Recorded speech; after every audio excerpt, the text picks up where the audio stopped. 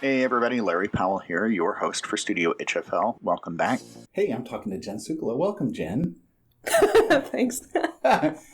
Okay. That wasn't for real though, right? This time it'll be for real. Okay, so I'm here today to learn as much as possible about you and your playing and your teaching, and to share that with the world and make us both rich and famous. How does that sound? Sounds good.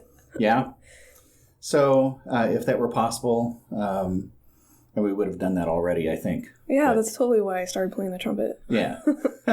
So one of the things that I'm excited about, and I've told you this before and it's true, is how excited I am that we're going to be working together at University of Indianapolis. Yeah, me too. It should be fun. And we've got a lot of good things in store. Very different ways of playing the horn. I play through the mouthpiece. You blow through the other end of the horn. Obviously, that's the correct way. Is that the correct way to do it? Is that how they teach it at the unnamed college in Muncie? Yes. Yeah, I'm just kidding. And I will edit that out. Let's get it started really by telling me what you're doing right now, where you're teaching, where you're playing. Okay, well, right now I am professor of jazz trumpet at University of Indianapolis. I don't know if that's my official title. I don't know what my official title is. Sounds good to me. Yeah, works for me. I'm also going to play with you in the faculty brass quintet. Mm-hmm.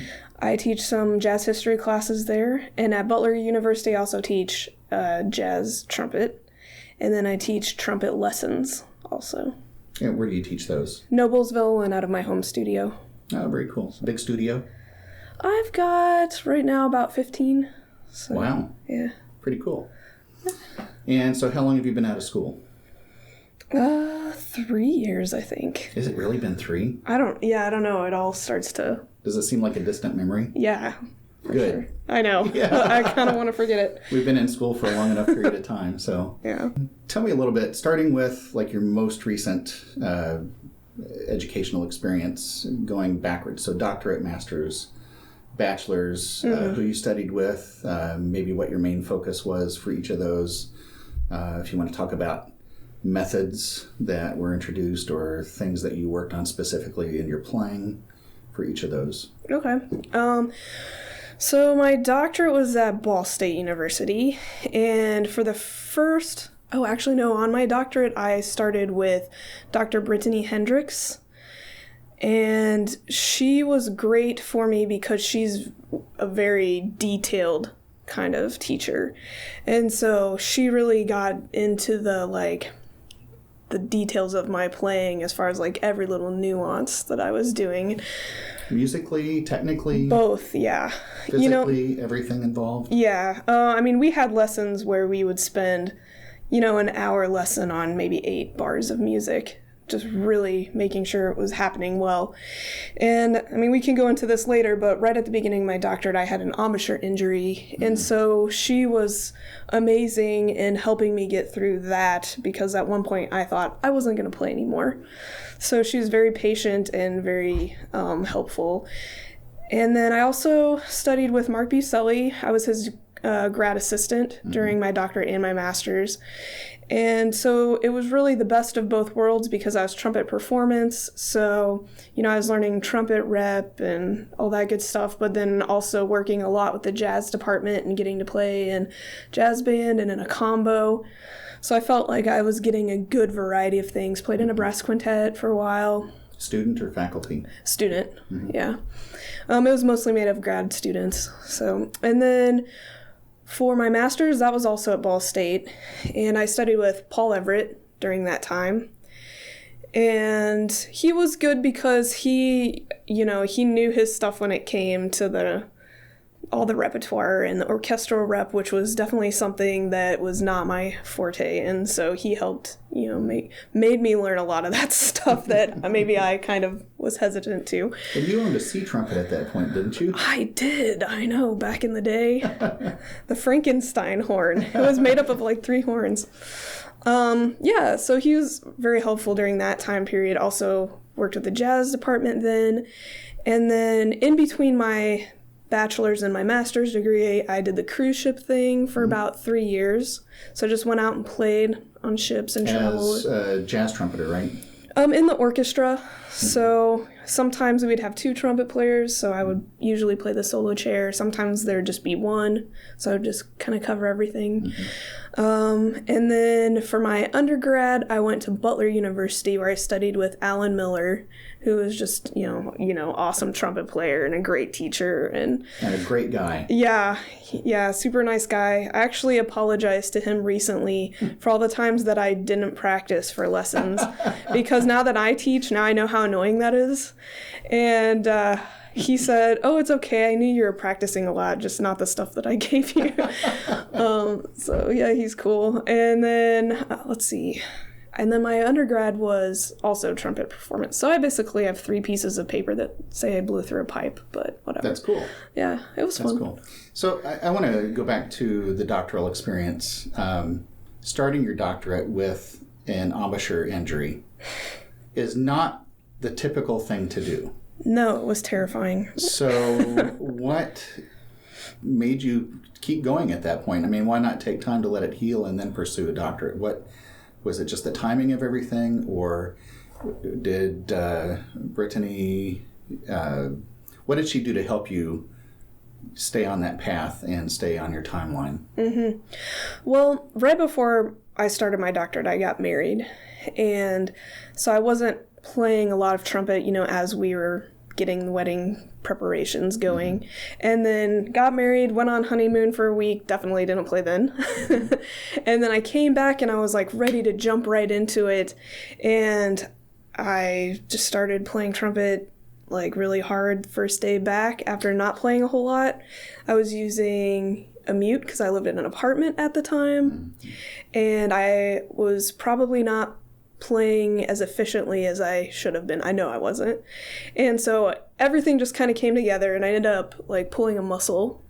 And it was one of those things like I knew I had hurt myself, but I was getting a brand new trumpet teacher. I was starting a doctorate. I didn't want to be that student who was like, well, I couldn't really practice. So, so I played on it way more than I should have and I made it worse. Mm-hmm. So then when I finally met Dr. Hendricks, I was not sounding great, not feeling great. And I explained to her finally what happened because it just got to the point where I couldn't really hide it. And so she was really cool because she could have been like, well, you can't be a doctoral trumpet performance major and not play. But instead she said, you need to rest until this pain goes away. So it's not just painful, it's also affecting your playing. I mean, you can... Yeah. It affected every aspect of my playing, mentally and physically, mm-hmm. Musically. And so she just said, stop playing until it doesn't hurt. And so I was off the horn probably for about a month. Mm. I was still practicing. I was listening a lot. I was transcribing at the piano and doing those kinds of things. I was sitting in rehearsals. So you weren't playing Candy Crush and Facebooking the entire time? No, I don't even think I had Facebook then. I'm a dork. But so then after the pain kind of started getting better, I just very gradually got back into it with a lot of soft, low, like Clark studies. And then I basically had to relearn how to play the trumpet in a very efficient way, using enough air, because I definitely wasn't using enough air, and I was relying more on my face. And so we talked a lot about if you think about trumpet playing like a pie, and you have your air piece from the pie, like maybe you could even divide that up to air column, air speed, embouchure, and what was the other one? Embouchure pressure, and there's another one, maybe hand pressure or something like that, I don't remember. But you divide that up, and then let's say that you take away part of that piece, like the air. Well, you've got to have something to fill that pie back up to compensate for not having enough air. That's going to be some kind of pressure, probably. And I think for me, it was probably embouchure pressure, and that's what made me pull. So I got to relearn how to not do that. So did you have an embouchure change to go with this? No, but I did do an embouchure change during my undergrad, which was not fun because I played very down. downstream. Yeah. And so that was a whole nother learning how to play kind of aspect. But this during my doctorate, I think, was more just learning how to efficiently use my air, not relying on any kind of movement to change notes or anything like that. Do you think had you not had the injury, well, having had the injury, maybe phrase it this way, having had the injury, you feel like that gives you information to help others who might... Oh, yeah. Even before they get to an injury, you might be able to look at what they're doing and hear how they sound. Do you think that yes, helped you? Definitely. All my students, when I see them doing things that I did, it's like, we need to address this right now. And, when you're young, you can do a lot of things to your body and you don't feel it. And I try to explain to them, you're 13 right now. You can get up and go run for a mile and not be sore the next day. But in a few years, it may not be like that. And it's same with the trumpet. You have to take care of yourself physically. And so, yeah, I definitely feel like it helps me address that as a teacher. If I see a bad habit, I'm going to harp on it until they change it because I know what can happen. And same with the embouchure change. It really sucked during that time that I was going through it. It took about a year before I felt like I could even play where I was before the embouchure change. And so I think that also helps me when I have students who are changing an embouchure or are considering changing an embouchure. I can kind of help them get through that and decide if that's a good option for them or not. So they're on a very different path than you were going into your master's or through your master's. Do they accept the embouchure change as readily as you did? Well, my general rule is I do not change an embouchure unless the student wants to do it. And I will, I'll bring it up and I'll say, you've got kind of a weird embouchure, but also I remember everybody's face is different. And I know there's like one idea of this is, when you look at all the great trumpet players, a vast majority of them use such and such embouchure and setting, da-da-da. But, yeah, like everybody's face is different. And you look at some trumpet players like Chris Bodie, who plays on the side and has a gorgeous sound and can play all over the horn, So people can make it work, that's for sure. But I definitely try to inform them of their options. And if they just want to play in college, like they just want to do marching band in college for a while and then they're going to get a job and who knows if they're still going to play, I'll tell them, but then I'll say it's up to you if you want to change it. Because like the reason I had to change my embouchure was I got to the point where I wasn't progressing anymore. And it was mainly with my flexibility.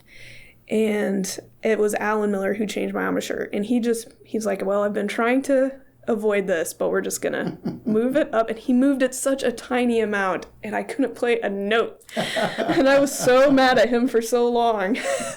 But, yeah, so if they're to a point where they play at a level that they're happy with and, they just want to do it for fun, I'm not going to mess with it. You're trying to get them to a functional level. Yeah, I'm not going to mess with it. If they want to go on and do maybe as a career, then I'll try to persuade them to think more about it if I think it's really affecting their playing. I think things like this, sometimes trumpet players are hesitant to talk about because we don't want to admit that we've had flaws, or maybe we currently have flaws in our playing. I admit that I have deficiencies, but I'm always working on them. And I'm pretty good at disguising them like a lot of other players. Yeah. But I think talking about stuff like this makes it easier to help other players and help them to understand that, okay, I'm not so special that I'm the only one who's going through this, and so it's okay to talk about, and I think we should. These players students should talk to their teacher and say, "Hey, what's going on? I need help." Oh yeah, definitely. And you can say now, "I've been there, got the T-shirt. I know how to help you out of this." Yeah, I know. Like when I first started I didn't have very many students at the time when I was in my doctorate, and I was going through this problem. And I remember when I was telling my couple of students that I had, like, look, I can't play during your lesson right now. Were there other things major along your journey that you've had to overcome? I don't know. Sometimes, maybe everybody feels this way, but sometimes I feel that like everything bad that could happen happens to me. Like the embouchure change, the embouchure injury. You know, I think sometimes when you're having issues, you can easily self-diagnose yourself with something that makes you really scared and freaked out, and it's really not a problem, you know? So definitely thought there were some other things going on. I guess maybe the biggest challenge besides those two things, though, would just be my own, like, self-doubt and fear of failure. I would think those two things would be my biggest challenges that I'm constantly dealing with. I think a lot of people probably do. Musicians tend to be pretty good at that. Crippling self-doubt. Yeah. Right? Yeah, some people seem really good at controlling it or hiding it, but that's definitely been something that I've had to deal with a lot. And I think every time you have some success that helps you, like, oh, okay, maybe I can do this, or maybe I'm actually getting better. But yeah. So, did you go to high school here in Indiana?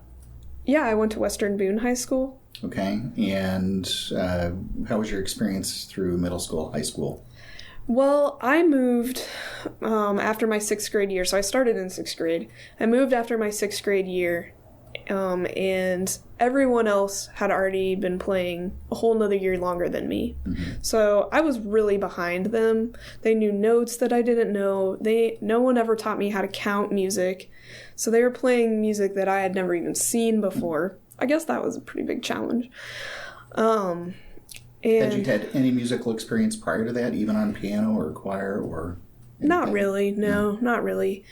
And so when I got to middle school, I was really, really behind.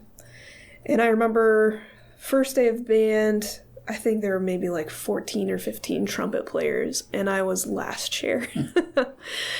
And so I was determined that was not going to stay that way. And so I started taking lessons when I was 13. And, well, I guess before that, I kind of started figuring out how to count music better. You know, like I knew 2/8 notes were 1 and I knew 4/16 notes were 1 E and a. I didn't know why. I just heard people call them that. Mm-hmm. So basically what I did was I took my Arbin's book. Yeah, so what I would do is I would write all the counts in Arbin's exercises, and I wouldn't know why I was writing those counts in. Like, I really didn't get it.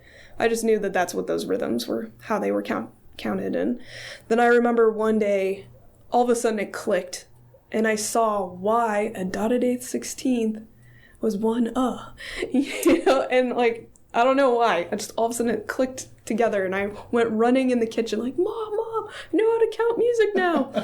It was a pretty cool moment. And then I started taking lessons, and yeah, then that helps so much. Okay, let's back up even further. Okay. Why the trumpet? What led you to that? All right, well, I hate to admit this to a whole bunch of trumpet players, but I really wanted to play the saxophone really bad. No way. Okay, I'm not just trying to jump on the bandwagon here. I did too. Really? But they didn't have one at the store, so my dad brought home a cornet. Oh, nice. Yeah, so that's how I ended up doing it. So what's your version of that story? Well, I was my story. Well, I was like really sure I was going to play the saxophone. And then we got to the thing where you had to try all the instruments out. And the guy said, okay, well, I know you want to play saxophone, but you should try some others just to see. I was like, all right, if I have to. So he gave me the saxophone actually first, and I was kind of little. And he gave it to me, and I was like, man, this is really heavy. It's like as big as I am. And what are all these buttons? I didn't realize the saxophone had all of these buttons on it. What? And so he's like, well, try this one. It only has 3, and it's not as heavy. This is a dumb story, but... No, it's great. And I played one note out of it, and I was like hooked immediately. Wow. As soon as I blew a note in the trumpet. And he made me try some other ones. I was mad about it, whatever, but I was like, nope, I've decided the trumpet. Had you heard trumpet players before that? Or not really that I'd pay recognized? attention to. Okay. Yeah, no, not really. Well, I didn't come from a musical family or anything like that, and so knew nothing about music really. So you're now playing trumpet. You're behind. Yes, year behind everyone. I was able to catch up once I started taking lessons, and And were you listening to anybody at that point? Well, I started taking lessons. My first trumpet teacher was Mark B. Sully, and how it worked out was my band director was a Butler grad, and so when my mom said Jen really wants lessons, he's like, oh, well, Butler has this community arts school, and the only person who was teaching trumpet at that time was Mark B. Sully. And so we went and started taking some lessons, and found out that he did jazz, and so I kind of started listening to some jazz players at that time. It was mostly big band stuff at that time because it was so new to me. But I didn't... Do you remember specific big bands? Count Basie, Glenn, all the 30s, 40s, Glenn Miller, Benny Goodman, Duke Ellington, and then from there I got into Miles Davis, Kinda Blue album. That's a great gateway into Miles Davis. Yeah. Well, I remember Mark gave me a CD of his big band, Happenstance. It was their first, I think it was their first album. And I knew it was good, but I just really didn't get it. My ears weren't ready for it. And so I started listening to some Miles Davis stuff. And then I got into Lee Morgan. I heard him on John Coltrane's album Blue Train. And transcribed his solo. The first solo I transcribed was his solo on I'm Old Fashioned. And how old are you at this point? I was probably like 15 by then, something like that. So yeah, I started listening to more, and I told Mark I wanted to play jazz so bad. And he's like, you gotta play the trumpet first. I was like, I can play the trumpet, you're in high school. And he said, okay, play your C major scale. And I said, what's that? And he's like, yeah, we gotta take care of some things. So he actually didn't teach me anything about jazz until after high school. Was that a wise move? I wish that he would have taught me some more stuff then, but I do think, yeah, it's true, you have to be able to play the horn, right? But no, I do wish that I could have gotten into it more. I could have taken more initiative myself, too, to do it.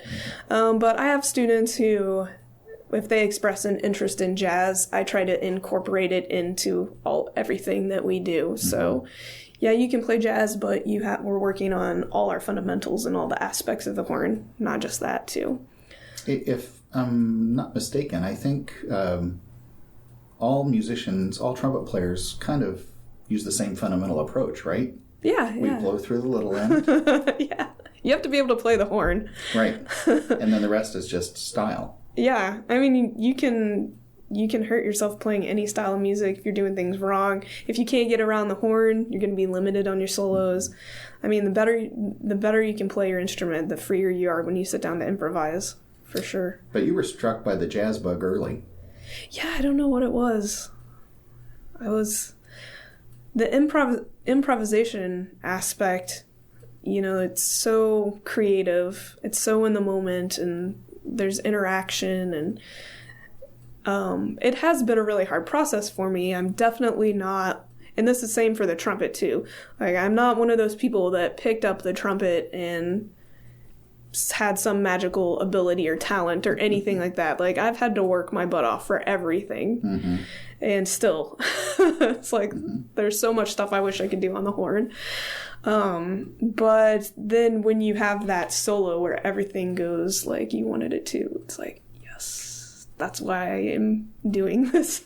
And that happens probably frequently now, right? More often. Yeah, you started to say rarely, didn't you? Well, it's happening more and more. Good. Not as often as I wanted to. So, I think surrounding yourself with great players helps that. Oh, yeah. And that's something you seem to have done with your current group. Talk about a little bit of about what it's like playing with them. Okay, sure. Well, I haven't always been that way. I used to be more nervous playing with better players and, again, going back to the self-doubt and everything. And but then I think it was probably around the time that I recorded my first album. Somebody recommended just get the best players you can on this. You want this to be a good product, why not get the best players? Mm-hmm. So I did, and during the first day of recording, when I heard them playing the music, I just thought, this is what I want to do. Hearing them play my music was so amazing. And even though when I went back and I listened to it, I, obviously was not on the same level as them, their ability pushed me to get better. And the whole process of doing that first album, I feel like I got so much better so fast just because I was trying to hang on for dear life. And so now I've kind of been trying to play with the best musicians I possibly can at all times, just to put yourself in that situation where you have to raise the bar and try to hang on. Have you done another recording project since? Not for myself yet, but I have been writing and working on some new stuff that hopefully next year I can do. Good. If I get all of my tunes done. And will you gather the same group? I think a lot of them will be the same. I may add some new people to it. If I'm available, I'm happy to be there. Yeah? What are you going to play? No, I'll sit in the booth and produce. All right. Yeah. I'll be your cheerleader. How about that? I need that. I let Mark Busoli sit in the booth during the recording, and I could tell if my solo was okay or not. At one point I took a solo and I thought, I don't think that sounded good. And I looked and he had his head in his hands, shaking his head no. I thought, well, it's good to have someone honest in the booth, though. Mm-hmm. Well, was it Miles? I'm going to edit this out because I'm guessing now. It was like you're always a half note or half step away from right note, something like I don't know who said that, but yeah, I've heard that before. Or every wrong note is just... It's an approach tone. The right note in the wrong place, or something. Yeah, you can edit all that stuff out, Mark. It was all BS. Okay, so I want to talk a little bit more specifically regarding methods. You talked about what you studied, or not necessarily methods, but your learning style. Some people are play it for me and I can play it back. Mm-hmm. Some people are show me and then I can do it. Some people are write it down and I can do it. What kind of a learner are you? Are you the aural, the visual, the tactile? I think I'm probably mostly visual, but I like to have time by myself to let things sink in and think about it really hard. I wish I was more of an aural learner as a jazz player, but I think that we all have, I think people probably have a little bit of both in them. And for me, I am definitely, when it comes to improv, I'm more on the theory side of things as opposed to the ear side of things. And so what I've been working on is really trying to build my ear more. And so it's getting them even and then now trying to build them up. Because I think if you're too heavy on the ear side, you're not going to have your full potential if you don't understand all the theory and all the, brain stuff. Mm-hmm. Same if you're really good with theory and understanding the concepts, but you can't hear it, you're not going to have your full potential either. So even though I think I'm more of the concept kind of person, I'm trying to get both sides to even out. I can see how that relates to jazz, but think back to studying with Paul Everett and going through orchestral rep. Yeah. How did that apply then? I don't think I knew how to do it then. It's been something I've kind of figured out actually really pretty recently. I used to be the kind of person that, that your teacher says, okay, well, what do you want to work on? Oh, I need to work on range, because that's what everyone says they need to work on. And it's what do you do for range? And it's do such and such exercise. And then you go practice that for 8 hours every day, and your range doesn't get any better. And it's I don't understand why this didn't help. And then I took a lesson with Scott Belk, who has been probably, after Mark Buselli, has probably been the most influential person I've ever studied with. I haven't studied with him like consistently, but I would say once or twice a year I grab a lesson from him. And he really got me into being much more analytical about what is going on when you're playing the trumpet. And when you're doing... Physically or musically? Physically. So, if you're trying to do this exercise to increase your range, why is that exercise supposed to help your range? What about it is supposed to help your range? And when you really start to think about that, then whatever you're doing, the benefits start to show up, Or I'm having trouble with this passage here. Why is it not working? Instead of just sitting and playing it over and over and over and over and over again, which, that has its benefits too. But if you don't understand why it's not working, playing it over and over again isn't going to help. You're just going to keep doing the same thing. Right. And so he really made me start to analyze, why you're practicing what you're practicing, what is going on physically, that it makes it work or not work. And so I think that has been really helpful in teaching also, because a lot of times we have to diagnose our students' issues. And for me, I don't want to be the kind of teacher that says, practice this exercise because I said so. I want them to understand why they're practicing this exercise and what about it is actually going to help achieve their goal. Not just taking them through the paces just for the heck of it. Yeah, like, okay, when you're a freshman, you play this and this and this, and when you're a sophomore, no. It's like, let's really... And also, I try to tell them that, unfortunately, I will not always be there, or some trumpet teacher will not always be there telling them why they can't play something. So if they understand how the trumpet works and how things physically work with their face, then they can diagnose themselves and say, oh, well, the note's not speaking. Why would a note not speak? Well, then probably because the buzz isn't happening. Well, why would a buzz not happen? Well, either the air isn't making the buzz, or maybe I'm pushing too much, so I'm blocking the buzz, and they can kind of diagnose and fix it themselves. Deconstructing things to be able to put it back together the right way. Yeah, because I had to do that when I relearned how to play with the new embouchure and on the Hurt embouchure. So you actually answered a question I was going to follow up with is, how has that affected your teaching style? And you just demonstrated that is because it sounds like you're teaching to the student specifically, not just a group of students. You're listening to and analyzing what they're doing and then giving them specific things for their playing.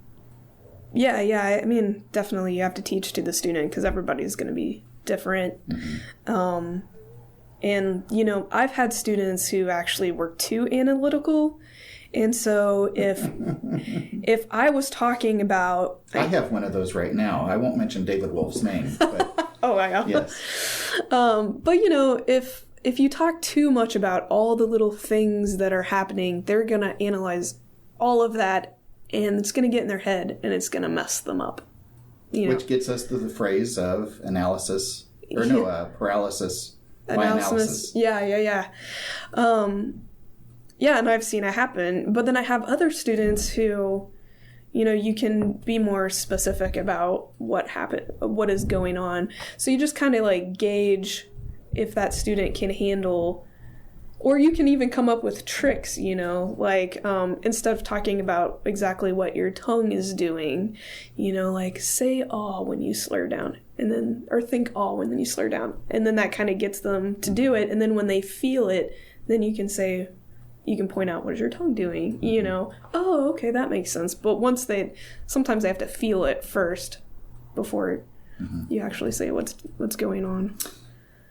Switch gears a little bit. Let's talk a little bit about daily routine. And it doesn't, when I say routine, it probably makes you do that, shake a little bit. Well, tell me, daily approach. Let's put it that way. Your daily approach to the trumpet. Okay.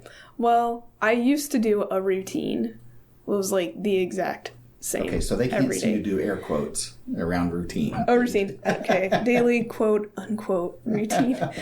Where I would do the exact same thing every single day. And I'm sure everyone has gotten to the point where you're bored with it, you know, and it's like, I don't even want to practice because I have to go through all this that I've done millions of times and it's boring. And then I don't even know, this has happened fairly recently too. I've been thinking about warm-up and routine and how is that. I guess this probably came along when I was in my doctorate and I was really strapped for time. You know, and being a grad assistant, you have all those duties and then you have to study and, like, good luck finding time to actually practice, which even though it's your major, you know what that's like. Exactly.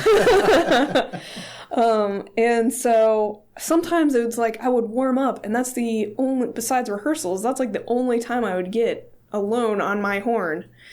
And I'm like, I can't do this. I have to actually get better. And so then I was like, well, let's make a warm-up routine that actually makes me better. And so I thought about, you know, what are the aspects of the horn that I want to improve upon? I think about, you know, my embouchure, my air, my fingers, my tongue. I think about my ears and my time. I think that's all the ones. Yeah. So those are like the main things, and my goal is to hit something to do with one of those categories every single day. Mm-hmm. And so the way that I do that is I've got my big stack of method books or my certain exercises that I like. I love method books. I used to not, but I think it's because I just didn't know how to use them. Maybe we should form a 12 half-step group. What would we do? Just play everything in every key? No, we would admit that we have an addiction to method books. Yes. You know, hi, my name's Larry. I do like them. But I think the reason I used to not like them is because I didn't know how to do them. And then I was like, oh, it's a method book. You have to approach it in a methodical way. And so now what I do is it's like, okay, I want to work on my fingers. So let's get out these good Clark studies or whatever. And so today's date, what is today? August 17th, 2018. I'm starting Clark study, at 60 beats a minute. I always, for some reason, 60 is like my beginner. I want to start slower than necessary because I want to be accurate about it. And show off. Showing off at 60 beats a minute. Yeah, but you know what? A lot of people can't play it slow, can they? That's, I guess, maybe. Mm-hmm. So I do that. You do it tongued with a metronome. Boom, you've worked on time, tongue, and fingers all in one session. You're like halfway through. You do some flow studies or some nice easy flexibilities. You've made sure your air is moving really well. You know, your embouchure is being efficient and and so I keep track of all the dates and all the tempos in all my books for all the exercises. So I can look back and I can say, oh, look, I've actually gotten better at these, because sometimes it's hard to tell if we've gotten better. And then with the method books also, I'm in no hurry to get those up to a certain speed, because I'm not going to be performing from my Schlossberg anytime soon. So if it's like 2 years later and I'm only at, 80 beats a minute or 70 beats a minute, that's fine, because the whole goal for me is I'm trying to get better and I'm trying to make sure I'm doing things right. So yeah, I guess that's how I view my routine is I am just systematically trying to go through and hit all these aspects. And so like maybe one day I'll play, or 1 week I'll play an exercise depending on what it is. Like, okay, all week I'm going to do number 1 from this book at 60 beats. And then the next week I go on to the next exercise, even if I haven't mastered the first one. Then you do the whole book at 60. When you come back to the beginning of it and bump it up to 65, you're already better at it. And you're not bored at seeing it again because you just read through that whole book. Then you go back and do it at 65. And then you go back and I write it down to my thing. I did it at 65. Then I go back in 70, and then you hit the point when you get to like 110 and it's like, I can't go in fives now. We're going to go by one. So you mentioned Clark and Schlossberg. Give me some examples of other method books you've used. Actually, I think we talked about this recently. You recommended the Irons book to me. Mm-hmm. That was like 10 years ago. And that book was eye-opening. It'll kick your butt, won't it? Yeah. Well, that book, no one ever told me about tongue placement. And so I was trying to do everything with my lips, which you can't. That's why you hurt yourself, It's much easier to do the tongue placement thing than try to control your lips like that. And so that book has been awesome for me. And it really helped me not rely so much on my face. And what else do I use? Oh, I love the Advanced Lip Flexibility book, Colin book. Mm-hmm. Love that book. I feel like playing out of that a lot has helped my range. Flexus, have you heard of that book? I have. It's like the best name for a method book ever. It's Flexus, Trumpet Calisthenics for the Modern Improviser. Mm-hmm. And I like that book because, there's flexibility, there's tonguing, there's wide intervals, there's all kinds of stuff in there. There's pedal tones and pitch bending, but it's like kind of a unique take on all of them, and it gives you some different ideas of how to practice stuff to keep you interested. In the interview I did with Conrad Jones, principal trumpeter of the Indianapolis Symphony, he also uses Flexus. Oh yeah, you don't have to be an improviser just to play it. It's got great stuff in it. But he does have jazz chops. Oh nice, yeah. So yeah, if you didn't know that, you should check it out at some time. Cool, yeah, I will.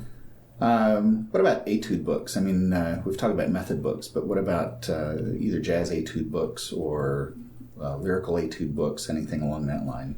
Mm-hmm. The Conconi book, I like that a lot, especially if I just want to play, when I just feel like good free-flowing air. And then this first book of practical studies. This is like the magic book. If my face feels really horrible, I'll just play some of these easily. They're not hard, yep. And maybe just slur them or do some different articulations, and then my face feels better. Of course, all the Herring books I like. The Brandt book. And that's a red herring. Yes, it is a red herring. There's a really bad joke right there. So yeah, that is pretty bad. 40 progressive etudes, might to be want specific. To edit that one. No, that's staying in for sure. And then the Brandt book. Orchestral Studies. Which one was that? Yeah, orchestra etudes. Yeah, this Brandt Etudes for Trumpet, Orchestral Etudes, and Last Etudes. So this one actually, once my embouchure started feeling a lot better, Dr. Hendricks had me play some of these ones that were very notey in them, and I did them all flutter-tongued. And so what that did was made me realize how much air I should actually be using to play the trumpet. And so I would flutter tongue them, and then I'd go back and then I'd play them slurred with that same amount of air. And then I would try to tongue them with that same amount of air. So that was a really helpful book during that time. The flutter tongue aspect was only introduced to me maybe 5 or 6 years ago. Mm-hmm. And oh my gosh, I wish I had known about it way, way before that. It's a good indication. Not just for myself, but yeah, to be able to use for students, because in order to flutter, you have to have your air moving. It doesn't happen otherwise, right? Right, yeah. Yeah, so she had me do a lot of flutter tonguing at that moment, and then just try to go back and forth between that and slurring regularly and using the same amount of air. Here's a fun little side note about the Brandt. My first trumpet teacher was Vince DiMartino, and my very first lesson with him, I remember he was at the University of Kentucky at the time, and I walked up the stairs to his studio, and I heard him working. I didn't know it was number 6 at the time, but it was Brandt number 6. And it was the most ridiculous. It sounded like Vizuti's Cascades.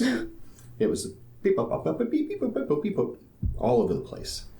And I walked in, and I remember seeing it sitting on the stand, and I thought, I'll never be able to play anything like that. And so my first assignment ended up being Arbin, characteristic study number 1. That's a good one.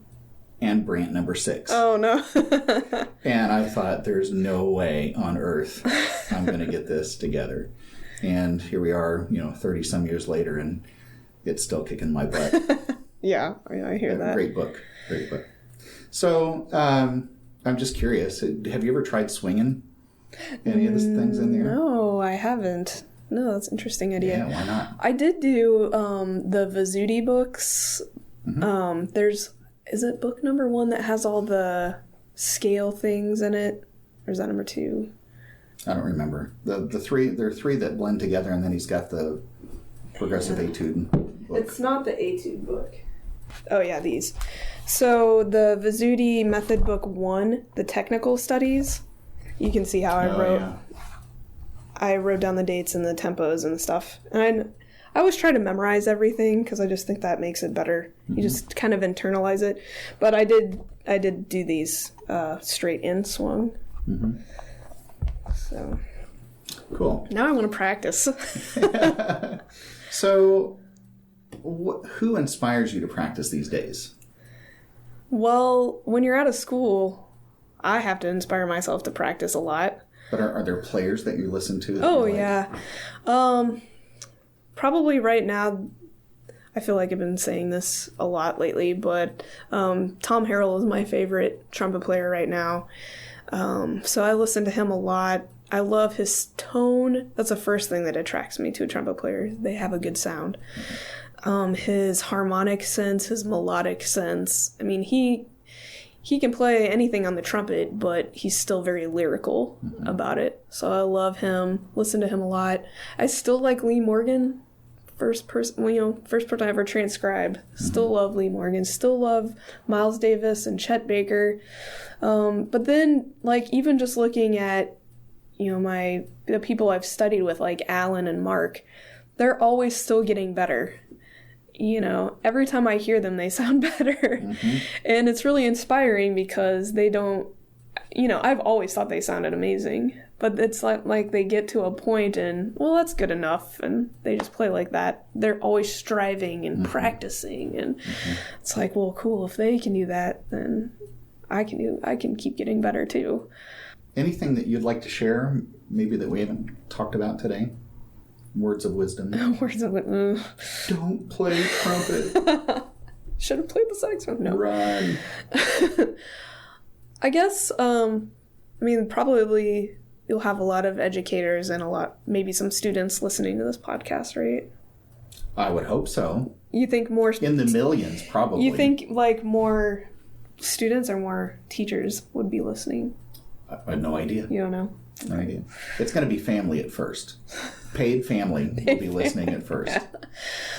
I guess if I had any advice for teachers, it would be to make sure that you understand what you're doing when you play the trumpet and when you're practicing so that you can, explain it to your students and you're not just giving out random things for them to work on. Because if they really understand it, I think they'll progress more even when they don't have you around. So my advice for teachers is to really make sure that you understand what you do when you play the trumpet so that, you can tell your students why they're practicing what they're practicing and not just, assigning them seemingly random things, because it will actually help them progress when they don't have you around, if they understand what they're doing or why they're doing what they're doing. Also, just be very patient with the student because everybody's going to learn differently. Everybody, has different physical makeup. That's like one thing when I hear trumpet players, like some of my students think they need to play on the biggest mouthpiece they can possibly get because someone told them that better trumpet players play on bigger mouthpieces. It's like, do you have the same teeth and lips and jaw as the person sitting next to you? So try not to get too many generalized ideas of what a student should be doing. Make sure that they're playing efficiently, and by that I mean that they're not working harder than they need to play the horn. If you see any kind of extra movement or weird things that they're doing, try to address it immediately, because someone who has been injured and wondered if I would ever play again. It's not fun. And it does hurt. It physically hurts and it mentally hurts. So if you can stop a student early, especially I'm talking students that are like middle school, high school, if you can stop that, then you'll potentially be saving your student a lot. But also remember that, efficient playing isn't something that's going to happen in a week or two. I don't even feel like I play as efficiently as I could potentially. I think it's a lifelong thing, and you're going to fall back into bad habits, but you should always be checking in and seeing. Yeah. No, that's great. I think even students could listen to that. You were speaking to the teachers, but even students could listen to that and understand that they could be on the lookout for those things as well. Well, and students, if your teacher assigns you something, there's nothing wrong with saying, how does this help me get better at such and such? Because if you're just blowing through the horn, hoping that that's magically going to fix your problems, probably won't. Well, I want to say thanks for your time this afternoon. Again, I admire your perseverance through your journey through repairing your embouchure and all of that. And I admire what you've accomplished already, and I'm looking forward to working with you more and more at UIndy. And I think we're going to have a great time, building up a lot of trumpet players who come through there. So I wish you the best with everything you're doing, your next recording project and all of that. And thanks again for your time. Thanks, Larry. Well, that wraps up today's interview. Thanks for being here. I know your time is valuable, as is mine, and I'm grateful that you spent some of that listening to this podcast. Please visit Apple Podcast and leave a rating and a review. I'm Larry Powell, your host. Thanks again for being here. See you next time. This has been a production of Powell Music, LLC.